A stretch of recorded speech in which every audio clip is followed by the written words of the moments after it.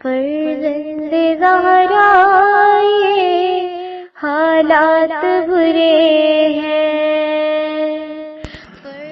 کاشانہ بصیرت ایک ایسا مکمل یوٹیوب چینل جس پر محروم بصارت کے لیے بالخصوص اور تمام افراد کے لیے بالعموم سینکڑوں کی تعداد میں اسلامی کتب دستیاب ہیں۔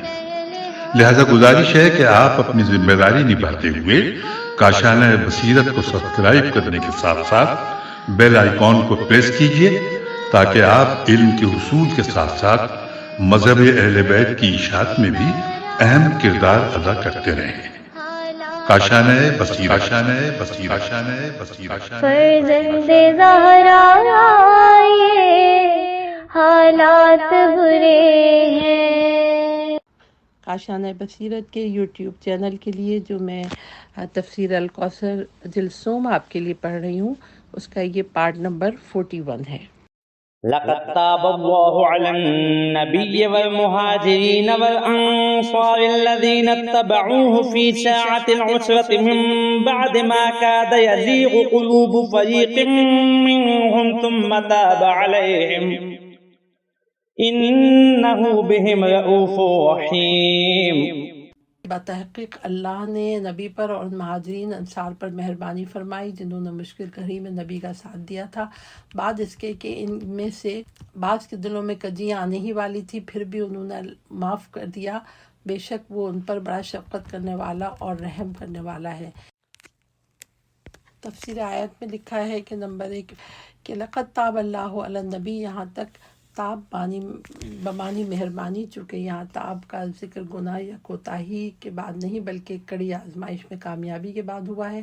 اگر کسی گناہ کے سلسلے میں ذکر ہوا تو یہ تاب قبول توبہ کے معنی میں ہوگا، جیسے پس جو شخص اپنی ذاتی کے بعد توبہ کر لے اور اصلاح کر لے تو اللہ یقیناً اس کی توبہ قبول کرے گا۔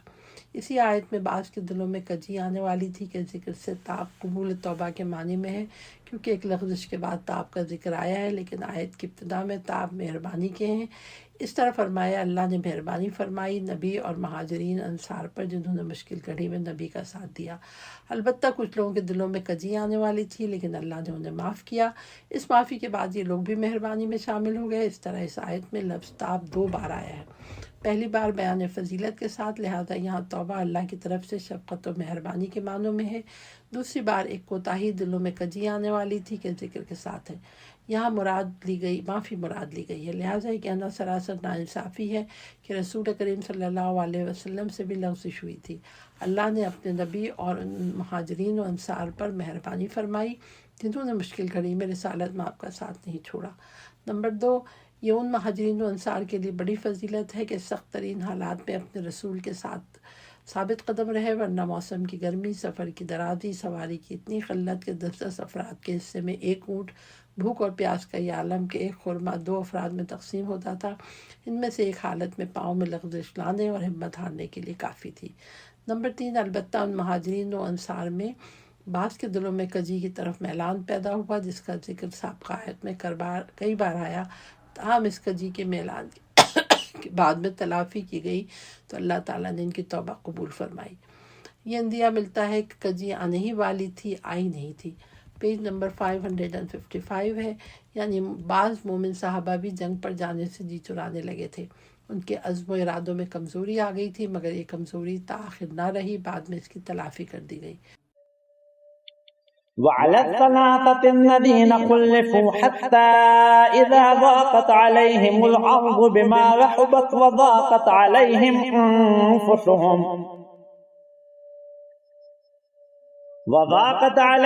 أنفسهم وظنوا أن لا ملجأ من الله إلا إليه ثم تاب عليهم ليتوبوا ان اللہ هو التواب الرحیم۔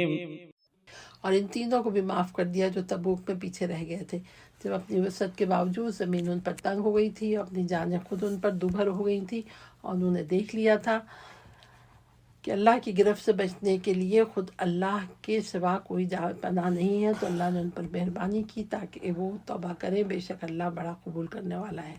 یہ 3 اصحاب جن پر اللہ تعالیٰ نے مہربانی فرمائی، کعب بن مالک، بلال بن امیہ اور مرارہ بن ربیع تھے۔ رسول اللہ صلی اللہ علیہ وسلم جب تبوک سے واپس آئے تو بہت سے منافقین معذرت کرنے کے لیے آپ کی خدمت میں حاضر ہوئے۔ منافقین نے عذر تلاش لیا، حضور نے ان کا عذر مان لیا، مگر ان 3 اصحاب نے اپنے قصور کا صاف صاف اعتراف کر لیا۔ رسول کریم نے ان کا معاملہ التوا میں رکھا کیونکہ حضرات اپنے خلوص کا مختلف مقامات پہ مظاہرہ کر چکے تھے۔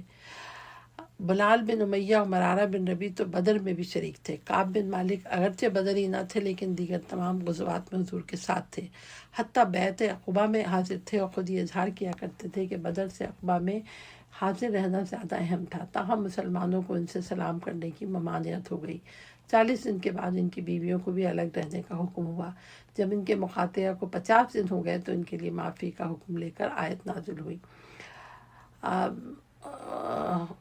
ذاقت علیہم الارض، ان پر زمین تنگ ہو گئی تھی، ان وسیع و عریض زمین میں کوئی ٹھکانہ نہیں مل رہا تھا۔ وذاقت علیہم انفسہم، کسی سے میل جول نہیں، دل تنگ ہو گئے۔ 50 دن تک منقطع رہنے کے بعد اپنی جان بھی دوبھر ہو گئی۔ پیج نمبر 556 ہے اور نمبر 3 ہے تفسیر آیات میں۔ وَظَنُّوا أَن لَّا مَلْجَأَ، انہیں علم ہو گیا کہ اللہ سے فرار کے لیے کوئی راستہ نہیں، اگر کوئی راستہ ہے تو اللہ کی طرف جانے کا راستہ ہے جو ہر وقت کھلا رہتا ہے۔ نمبر 4 ثم تاب علیہم، پھر اللہ نے ان پر مہربانی فرمائی، ان کے ضمیر اور وجدان میں توجہ بخدا کا شعور پیدا ہوا۔ نمبر 5 لیتوبوا، تاکہ یہ توبہ کریں، اللہ کی طرف رجوع کریں، معافی طلب کریں۔ نمبر 6 ان اللہ هو التواب الرحیم، بے شک اللہ بڑا قبول کرنے والا ہے، توبہ قبول کرنے والا ہے۔ یہاں اللہ کی طرف سے 2 توجہ کے درمیان بندے کی ایک توجہ ہے، تاب اور التواب کے درمیان لیتوبوا۔ اہم نکات: نمبر 1 حکم رسول سے ایک بار بے اعتنائی کرنے پر بدر و احد کے جاں باز بھی گرفت سے نہ بچ سکے۔ نمبر 2 منافقین کو سزا نہیں دی گئی، چند راز کو مومنین کو سزا دی کہ انہوں نے مومن ہو کر منافقوں والا کام کیوں کیا۔ یا ایہا الذین آمنوا اتقوا اللہ وکونوا مع الصادقین، اے ایمان والو اللہ سے ڈرو اور سچوں کے ساتھ ہو جاؤ۔ تفسیر آیات: سچ اس قول و عمل کو کہتے ہیں جو واقعے کے مطابق ہو اور واقعے کو حق کہتے ہیں۔ اس آیت میں یہ حکم ہے کہ سچوں کے ساتھ ہو جاؤ، ساتھ معیت سے مراد اتباع ہے۔ جو لوگ اپنے جہاد، معاہدوں، وعدوں اور اقوال میں سچے ہیں ان کی صحبت میں رہو۔ قابل توجہ نکتہ ہے، اس آیت میں اس بات کا حکم دیا جا رہا ہے کہ اول تقوی اختیار کرو، اس کے بعد صادقین کے ساتھ ہو جاؤ۔ یہ نہیں فرمایا سچے رہو بلکہ فرمایا سچوں کے ساتھ ہو جاؤ۔ خود سچا رہنا ایک حکم ہے، وہ اپنی جگہ ثابت ہے، لیکن یہ حکم اس کے علاوہ ہے، یعنی خود سچا ہونا کافی نہیں ہے بلکہ اس کے ساتھ سچوں کی معیت اختیار کرو تو بات پوری ہو جاتی ہے۔ واضح رہے حقیقی معنوں میں سچا شخص وہ ہے جس سے کوئی ایسا عمل سرزد نہ ہوا ہو جو اس کے عقیدے اور نظریے کے خلاف ہو، اور اسی کو معصوم کہتے ہیں۔ اسی وجہ سے فخر الدین رازی نے اس آیت سے سمجھا کہ معصوم کی اتباع واجب ہے اور یہ ہر عصر اور ہر زمانے کے مسلمانوں کے لیے ہے، لہٰذا ہر زمانے میں ایک معصوم کا ہونا لازمی ہے، ورنہ کونوا مع الصادقین کا حکم بے معنی ہو جاتا ہے۔ آگے چل کر وہ اس معصوم کی تلاش 557 ہے پیج، تلاش اور تشخیص میں دوسروں کی طرح راستہ گم کرتے ہیں اور کہتے ہیں یہ معصوم اجماع امت ہے۔ جواب یہ ہے، اولاً اجماع امت کے حجت ہونے پر صرف خبر واحد لا تجتمع امتی علی خطا ہے جس سے حجت ثابت نہیں ہوتی۔ ثانیاً امت کے لیے حکم ہو کہ امت کے ساتھ ہو جاؤ کوئی معنی نہیں رکھتا۔ حضرت عبداللہ ابن عباس راوی ہے، کونوا مع الصادقین سے مراد حضرت علی ابن ابی طالب علیہ السلام ہے۔ اسی طرح ابن عساکر نے امام محمد باقر سے روایت کی ہے کہ الصادقین سے مراد علی علیہ السلام ہے۔ اہل بیت علیہ السلام سے اس مضمون کی روایت بکثرت موجود ہیں۔ ملاحظہ ہو الدر المنصور، تفسیر شوکافی، شوکانی، روح المعانی، التذکرۃ ابن الجوزی، کفایت الطالب وغیرہ تفصیل کے لیے ملاحظہ ہو احقاق الحق۔ اہم نکات: انسان سچائی کی منزل پر اس وقت فائز ہو سکتا ہے جب خود سچا ہونے کے ساتھ ساتھ سچوں کے ساتھ ہو جائے۔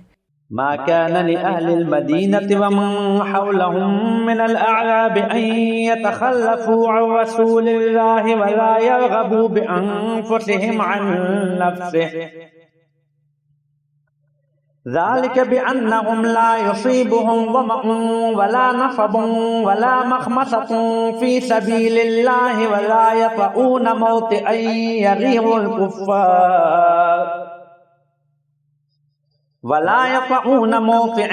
يغيظ الكفار ولا ينالون من عدو نيلا إلا كتب لهم به عمل صالح ان اللہ لا یضیع اجر المحسنین۔ اہل مدینہ اور گرد و پیش کے بدوؤں کو یہ حق حاصل ہی نہ تھا کہ وہ رسول خدا سے پیچھے رہ جائیں اور اپنی جانوں کو رسول کی جان سے زیادہ عزیز سمجھیں۔ یہ اس لیے کہ انہیں پیاس کی تکلیف ہوگی نہ مشقت کی اور نہ راہ خدا میں بھوک کی، نہ وہ کوئی ایسا قدم اٹھائیں گے جو کافروں کو ناگوار گزرے اور نہ انہیں دشمن سے کوئی غزن پہنچے گا، مگر یہ کہ ان کے لیے نیک عمل لکھا جاتا ہے۔ بے شک اللہ تعالیٰ نیکی کرنے والوں کا ثواب ضائع نہیں کرتے۔ تشریح کلمہ زمن الزمہ 2 مرتبہ پانی پینے کے درمیان کا وقفہ ہے، پیاس جو اس وقفے میں عارض ہو۔ پیج نمبر 558 ہے۔ نصبن کے معنی تکلیف و مشقت کے ہیں، مخمصہ بھوک کے معنوں میں ہے، یا نالونا نیلن تکلیف اور غزن کے معنوں میں ہے۔ اسبت یہ لفظ تناول سے نہیں ہے جیسا کہ تقریباً تمام مترجمین نے سمجھا ہے، چنانچہ شیخ الحاضہ کو بھی یہی اشتباہ لاق ہوا۔ ولا ینالونا کا ترجمہ کیا ہے؟ نہ چھینتے ہیں دشمن نہ سے کوئی چیز۔ اکثر مفسرین نے لکھا ہے کہ نیلن کا ترجمہ غزن کیا ہے۔ اس سیاق کے اعتبار سے نیل بے معنی غزن اور مصیبت سازگار ہے۔ تفسیر آیات نمبر 1 مکان اہل المدینہ، ایک بار پھر تبوک میں شرکت نہ کرنے والوں کا ذکر آیا کہ اسلام و ایمان میں داخل ہونے کے بعد اہل مدینہ اور صحرا نشینوں کو یہ حق حاصل نہیں تھا کہ وہ رسول سے پیچھے رہ جائیں۔ نمبر 2 ولا یرغبوا بانفسہم عن نفسہ، اور نہ یہ حق حاصل تھا کہ وہ اپنی جانوں کو رسول کی جان سے عزیز سمجھیں۔ یہاں رسول کریم کی ولایت سے متعلق 2 باتوں کا ذکر ہے، ایک حکم رسول کی تعمیل، دوسری بات رسول کی جان کو اپنی جان سے عزیز سمجھیں۔ النبی اولی بالمؤمنین من انفسہم، نبی مومنین کی جانوں پر خود ان سے زیادہ حق تصرف رکھتا ہے، لیکن ان لوگوں نے رسول کی جان سے اپنی جان کو عزیز سمجھا جو ایمان کے سراسر منافی ہے۔ نمبر 3 ذالک بانہم، اس مذمت کی وجہ یہ ہے کہ رسول اللہ کے ساتھ جنگ میں شرکت کی وجہ سے جو بھی تکلیفیں اور مشقتیں تحمل کرنا پڑیں اس کا اجر ہے، اور یہ خود ان کے لیے باعث نجات ہے۔ مثلا اس جنگ میں درج ذیل تکالیف اٹھانا پڑی تھی۔ نمبر 1 پیاس کی تکلیف، چنانچہ تبوک کے سفر میں پیاس کی یہ حالت تھی کہ بعض لوگ اپنا اونٹ ذبح کر کے اس کے اونٹ سے پانی نکال کر پی لیتے۔ نمبر 2 مشقت کی تکلیف، یہ حالت تھی کہ ایک اونٹ پر 10 آدمی باری باری سوار ہوتے تھے۔ نمبر 3 بھوک کی تکلیف کا عالم تھا کہ ایک ہی چھوارا کئی لوگ چوستے، ایک شخص کو ایک چھوارا بھی کھانے کو نہیں ملتا۔ نمبر 4 وہ نہ ایسا قدم اٹھائیں گے جو دشمنوں کو ناگوار گزرے، یعنی یہ مجاہدین ایسی 559 پیج ہے، ایسی چیزوں کو رون ڈالتے ہیں جو دشمنوں کو ناگوار گزرے، چونکہ اس سے ان کی نخوت کی پامالی ہوتی ہے۔ نمبر 5 نہ ہی کسی دشمن سے انہیں کوئی غزن پہنچتی ہے، مثلا زخمی و قتل ہونا، قیدی بن جانا، شکست کھانا، واضح رہ نیل بمانی غزن لینے سے سیاق آیت کے ساتھ سازگار ہو جاتی ہے، اور اس کو حاصل کرنے یعنی غنیمت حاصل کرنے کے معنوں میں لیا جائے تو ربط کلام ٹوٹ جاتا ہے۔ چنانچہ پیاس، مشقت، بھوک کے ساتھ غنیمت کے حصول بے جوڑ ہیں۔ نمبر 6 ان تمام تکلیفوں اور کارناموں کے عوض اللہ تعالیٰ ان کے لیے عمل صالح کا درجہ ثبت فرمائے گا۔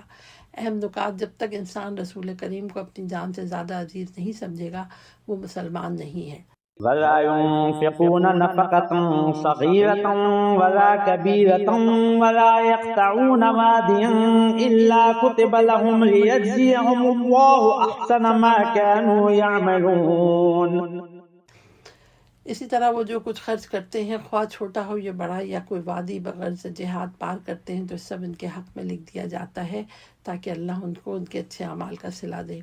تفسیر آیات، جہاد فی سبیل اللہ میں اللہ کے نزدیک تھوڑے اور زیادہ میں فرق نہیں ہے، یہ فرق احتیاط رکھنے والوں کے لیے ہوتا ہے، زیادہ سے زیادہ احتیاط دور ہوتی ہے، تھوڑے سے تھوڑی خدائے بے نیاز نیتوں کا جاننے والا ہے، وہ کھجور کے ایک دانے کو احسن عمل میں شامل کر لیتا ہے۔ نمبر 2 بے آب و گیا وادیوں میں سخت گرمی کی حالت میں سفر کرنا، وہ بھی کبھی کبھی پیدل کبھی کبھی سوار، خود اپنی جگہ بڑا جہاد ہے۔ نمبر 3 یہ اعمال ان کے حق میں سخت ہو جائیں گے تاکہ اللہ ان کو جزا دے گا۔ نمبر 4 احسن العمل کی نشاندہی ہے کہ راہ خدا میں جہاد کرنا بہترین 560 پیج ہے، اعمال میں ہے۔ اہم نکات: نمبر 1 مجاہد کا ایک چھوٹا عمل بھی احسن عمل میں شامل ہوتا ہے۔ وما كان المؤمنون لينفروا كافة فلولا نفر من كل فرقة منهم طائفة ليتفقهوا في الدين ولينذروا قومهم إذا رجعوا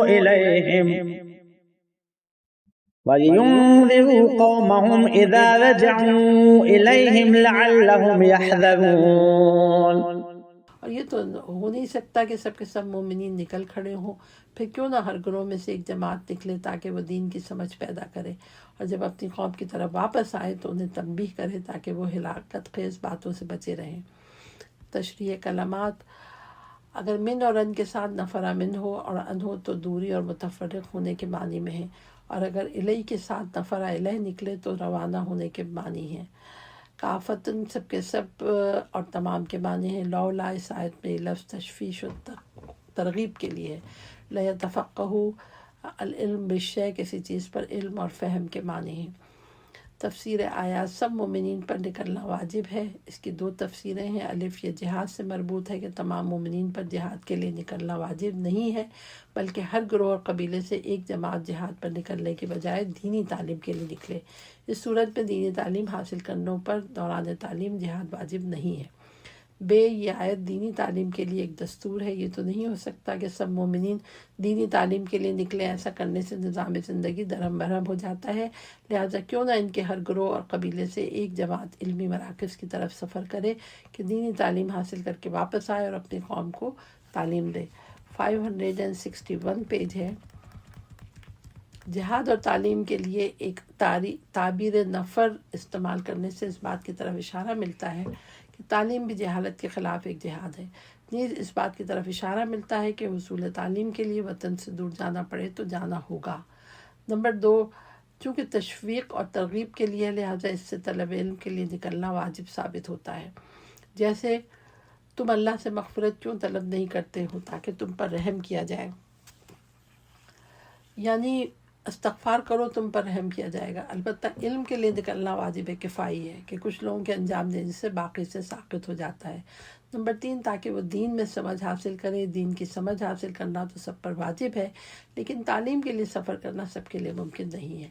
تو ایک جماعت یہ فریضہ انجام دے اور سفر کر کے دینی تعلیم حاصل کرے، واپس آنے پر دوسروں کو دینی تعلیم دے، اور دوسروں پر واجب ہے کہ وہ ان سے دینی تعلیم حاصل کریں۔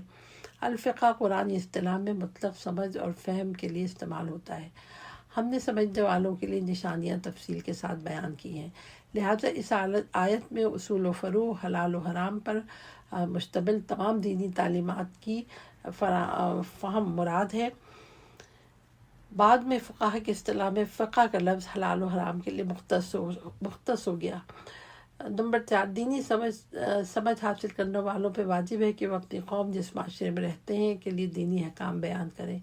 یہاں لینظروا میں انداز تنبیہ کا لفظ استعمال ہوا ہے، جس سے واضح ہوتا ہے کہ جن احکام کو یہ لوگ بیان کریں گے ان پر عمل کرنا واجب ہے، ورنہ یہ تنبیہ بے سود ہوگی۔ نمبر 5 تاکہ وہ بچے رہیں، اس سے واضح ہوتا ہے کہ ان کے بیان کردہ احکام پر عمل کرنا واجب ہے۔ اہم نکات: دینی تعلیم حاصل کرنے والی جماعت پوری قوم کی طرف سے واجب کفائی بجا لا رہی ہوگی۔ پیج نمبر 562 ہے۔ ہر قوم کو اس علاقے میں دینی تعلیم کی سہولت میسر ہونا چاہیے۔ یا ایھا الذین آمنوا قاتلوا الذین یلونکم من الکفار ولیجدوا فیکم غلظہ واعلموا ان اللہ مع المتقین۔ اے ایمان والو، ان کافروں سے جنگ کرو جو تمہارے نزدیک ہیں، اور چاہے کہ وہ تمہارے اندر ٹھوس شدت کا احساس کریں، جان رکھو اللہ متقین کے ساتھ ہے۔ غلظہ شدت طاقت۔ تفسیر آیت، اس آیت ثابت ہوا کہ ہر سرحدی علاقے کے لوگوں میں واجب ہے کہ اپنا دفاع کرتے ہوئے قریب کے کافروں سے جنگ کریں اگر اسلام خطرے میں پڑ جائے۔ اس سلسلے میں اس بات کی تاکید ہوئی کہ دشمن کو محسوس ہونا چاہیے کہ تم اپنے موقف میں کسی قسم کی لچک نہیں رکھتے ہو، کوئی سودا بازی نہیں ہو سکتی ہے، نہ سازش کامیاب ہو سکتی ہے۔ دشمن ہمیشہ اپنے مد مقابل کا کمزور پہلو تلاش کرتا ہے، اسی سے وہ حملہ کرتا ہے، اور جب وہ یہ دیکھے کہ مسلمانوں میں کوئی کمزور پہلو نہیں ہے وہ ناکام ہو جائے گا۔ واضح رہے، غلظتن کا مطلب یہ نہیں ہے کہ انسان تند خوئی، بدمزاجی اور بد اخلاقی سے پیش آئے، بلکہ غلظہ یہ ہے کہ جرأت و بہادری اور سازشیں ناپذیری سے پیش آئے۔ اہم نکات، دشمنان اسلام کے مقابلے میں ہمارے معاصر مسلمانوں کی ناکامی اسی ٹھوس موقف کے نہ ہونے کی وجہ سے ہے۔ وَإِذَا مَا أُنزِلَتْ سُورَةٌ فَمِنْهُمْ مَنْ يَقُولُ أَيُّكُمْ زَادَتْهُ هَٰذِهِ إِيمَانًا فَأَمَّا الَّذِينَ آمَنُوا فَزَادَتْهُمْ إِيمَانًا وَهُمْ يَسْتَبْشِرُونَ وَأَمَّا الَّذِينَ فِي قُلُوبِهِم مَّرَضٌ فَزَادَتْهُمْ رِجْسًا إِلَىٰ رِجْسِهِمْ وَمَاتُوا وَهُمْ كَافِرُونَ۔ اور جب کوئی صورت نازل ہوتی ہے تو ان میں سے کچھ لوگ راہ تمسخر کہتے ہیں، اس صورت نے تم میں سے کس کے ایمان میں اضافہ کیا ہے؟ بس ایمان والوں کے ایمان میں تو اس نے ہی اضافہ کیا ہے اور وہ خوشحال ہیں، اور البتہ جن کے دلوں میں بیماری ہے، ان کی نجاست پر اس نے مزید نجاست کا اضافہ کیا ہے، وہ مرتے دم تک کفر پر ڈٹے رہے۔ تفسیر آیات، وَإِذَا مَا أُنزِلَتْ سورہ، منافقین اپنے دل کی کیفیت پر دوسروں کو قیاس کرتے ہوئے یہ خیال کرتے تھے کہ جس طرح ان کے دلوں پر اس کا کوئی اثر نہیں ہے، کسی کے دل پر بھی اس کا کوئی اثر مترتب نہیں ہو رہا ہوگا۔ اللہ تعالیٰ نے اس تصور کی رد میں فرمایا کہ سارے دل یکساں نہیں ہوتے۔ قرآن اگرچہ سب کے لیے ہدایت ہے، لیکن اس سے فیض لینے والے یکساں نہیں ہیں۔ آفتاب سب کو نور دیتا ہے، بارش سب کو فیض دیتی ہے، لیکن فیض لینے والے یکساں نہیں ہوتے۔ مومن کا دل زرخیز ہوتا ہے۔ نمبر 2، وَهُمْ يَسْتَبْشِرُونَ، اس پر قرآنی بارش جس قدر زیادہ ہوگی اتنی ہی اس میں شادابی آئے گی۔ نمبر 3، وَأَمَّا الَّذِينَ فِي قُلُوبِهِم مَّرَضٌ، جبکہ منافق کا دل شور آزار ہے، اس پر قرآنی بارش جس قدر زیادہ برسے گی اتنا ہی اس کی شور آزاری میں اضافہ ہوگا۔ ہر جدید سورہ ایک معجزہ، ایک رہنمائی، ایک حیات بخش دستور لے کر آتا ہے، تو مومن کا دل ایمان کے نور سے اور منور ہوتا ہے، جبکہ کافر پہلے ہی شک میں تھا۔ جدید سورہ میں بھی شک کرتا ہے تو اس کے شک اور خباثت میں اور اضافہ ہوتا ہے۔ اہم نکات، نمبر 1، قرآن سے مومن کے ایمان اور منافق کے شک میں اضافہ ہوتا ہے۔ نمبر 2، دل کی بیماری سخت تر، اس کا علاج مشکل، اس کی دوا کمیاب، اس کے طبیب کمیاب ہوتے ہیں۔ أَوَلَا يَرَوْنَ أَنَّهُمْ يُفْتَنُونَ فِي كُلِّ عَامٍ مَّرَّةً أَوْ مَرَّتَيْنِ ثُمَّ لَا يَتُوبُونَ وَلَا هُمْ يَذَّكَّرُونَ۔ کیا یہ لوگ نہیں دیکھتے کہ انہیں ہر سال 1 یا 2 مرتبہ آزمائش میں ڈالا جاتا ہے، پھر نہ تو وہ توبہ کرتے ہیں نہ ہی عبرت حاصل کرتے ہیں۔ پیج نمبر 564 ہے۔ تفسیر آیات، سال میں 1 یا 2 مرتبہ ایسے واقعات سامنے آتے رہتے ہیں جس سے ان کا ضمیر فاش اور ان کا پردہ چاک ہوتا رہتا ہے۔ کبھی ان کے مفادات اور خواہشات کے خلاف کوئی حکم آتا ہے، کبھی کوئی جنگ پیش آ جاتی ہے جس سے ان کے دعویٰ ایمان کا پول کھل جاتا ہے، کبھی خدا اور رسول کے مقابلے میں ان کے تعلقات اور روابط آ جاتے ہیں۔ ایسے مواقع میں ان کی حقیقت کھل کر سامنے آتی رہتی ہے، لیکن یہ توبہ کرتے ہیں نہ عبرت لیتے ہیں۔ اہم نکات، جس کے دل میں ایمان کا شائبہ نہ ہو اس پہ شرم و گناہ کا احساس نہیں ہوتا۔ نمبر 2، آزمائش اللہ کی طرف سے متوجہ ہونے اور عبرت لینے کے لیے ہوتی ہے۔ وَإِذَا مَا أُنزِلَتْ سُورَةٌ نَظَرَ بَعْضُهُمْ إِلَىٰ بَعْضٍ هَلْ يَرَاكُم مِّنْ أَحَدٍ ثُمَّ انصَرَفُوا صَرَفَ اللَّهُ قُلُوبَهُم بِأَنَّهُمْ قَوْمٌ لَّا يَفْقَهُونَ۔ اور جب کوئی صورت نازل ہوتی ہے تو وہ ایک دوسرے کی طرف دیکھتے ہیں کہ کوئی تمہیں دیکھ تو نہیں رہا، پھر نکل کر بھاگتے ہیں۔ اللہ نے ان کے دلوں کو پھیر رکھا ہے کیونکہ یہ ناسمجھ لوگ ہیں۔ تفسیر آیات رسول کریم کی مجلس میں حاضر منافقوں کی منافقانہ روش کا ذکر ہے کہ جب کوئی صورت نازل ہوتی ہے اور رسول اللہ اسے حاضرین کو سناتے ہیں تو جہاں مومنین کے دل سرشار ہوتے ہیں، منافقین کے چہروں پہ اضطراب اور شکوک و شبہات کے اثرات ضائع ہونے لگتے ہیں۔ وہ آپس میں نگاہوں میں ایک دوسرے سے کہہ رہے ہوتے ہیں کہ کہیں ہماری اس کیفیت کو کوئی دیکھ تو نہیں رہا ہے، پھر وہ اس مجلس سے کھسک جاتے ہیں۔ پیج نمبر 565 ہے۔ وہ رسول کی محفل سے اس لیے کھسک جاتے ہیں کہ یا تو نورانی محفل منافق کا سکون نہیں ملتا، یا اس لیے کہ بعض آیات کی تلاوت سے ان کے چہروں پر انکار و اضطراب کے آثار نمایاں ہونے سے، ان کے فاش ہونے سے خوف سے کھسک جاتے ہیں۔ منافقین کے اپنے جرائم کے نتیجے میں اللہ ان کو ان کے حال پہ چھوڑ دیتا ہے، نتیجتاً ان کے دل راہ حق سے پھر جاتے ہیں۔ اہم نکات: منافق کو ایمانی محفلوں میں چین نہیں آتا ہے۔ لقد جاءكم رسول من أنفسكم عزيز عليه ما عنتم حريص عليكم بالمؤمنين رؤوف رحيم۔ بتحقیق تمہارے پاس خود تم ہی میں سے ایک رسول آیا ہے، تمہیں تکلیف میں دیکھتا ان پر شاہ گزرتا ہے، وہ تمہاری بھلائی کا نہایت خواہ ہے، مومنین کے لیے نہایت شفیق مہربان ہے۔ تشریح کلمات: ان تم ایسے انات کو کہتے ہیں جس میں خوف اور ہلاکت کا پہلو ہو۔ عزیزن یعنی مجھ پر یہ بات نہایت ہی گراں گزری۔ الذولی قضا۔ تفسیر آیات: سورہ برات میں آیت کا ایک سلسلہ منافقین اور کافرین کے خلاف جاری رہا۔ ان کے خلاف سخت رویہ اختیار کرنے اور ان کی ہر سازش کو ناکام بنانے کی بڑی تاکید فرمائی۔ اس کے بعد حضور نے کیونکہ اس کے بعد اپنے رسول کہ رحمت اللہ العالمین ہونے کا پہلو اجاگر کرنا مناسب تھا کہ منافقین کے خلاف یہ رویہ اس لیے ہے کہ وہ رحمت حق اور رسول اللہ کے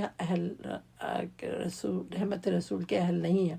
خدا ارحم الراحمین ہے، رسول رحمت للعالمین ہے، لیکن یہ منافقین اس رحمت میں شامل ہونے کی اہلیت اور ظرفیت نہیں رکھتے، ورنہ رسول اللہ صلی اللہ علیہ وسلم کا اخلاق یہ ہے کہ نمبر 1 تم کو تکلیف اور ضرر میں دیکھتا ان پر شاہ گزرتا ہے۔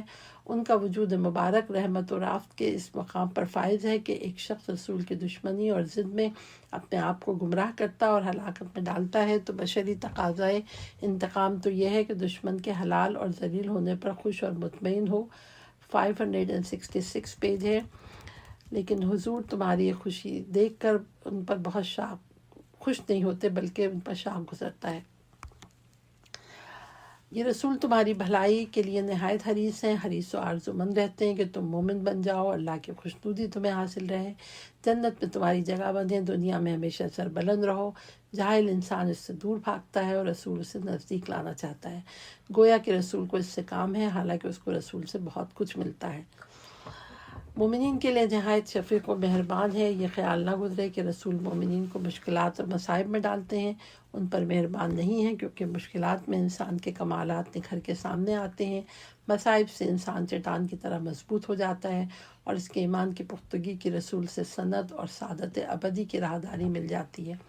اہم نکات: اس امت پر اغیار کی بالادستی ہوتی ہے تو یقیناً رسول پر شاہ گزرتا ہے۔ نمبر 2 دنیا کا کوئی سربراہ ایسا نہیں ہے جس میں اپنی قوم و امت کے لیے اتنی مہر و شفقت موجود ہو۔